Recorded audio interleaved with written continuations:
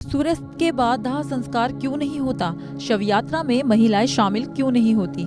क्या आप जानते हैं कि हिंदू धर्म में महिलाएं शव यात्रा में क्यों शामिल नहीं होती?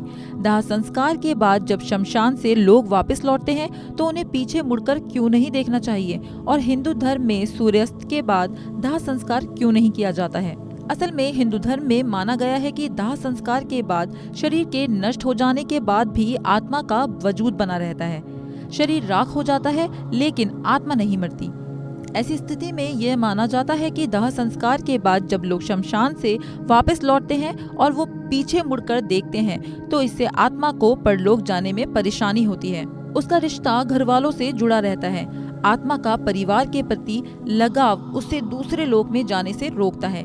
इसीलिए कहा जाता है कि अंतिम संस्कार के बाद पीछे मुड़कर नहीं देखना चाहिए। जहाँ तक महिलाओं के शव यात्रा में जाने का सवाल है तो इसका जवाब गरुड़ पुराण में मिलता है। माना जाता है कि महिलाएं पुरुषों के मुकाबले ज्यादा कमजोर होती हैं और अगर मृत शरीर का अग्निदाह देते हुए कोई रोता है तो इससे व्यक्ति की आत्मा को शांति नहीं मिलती।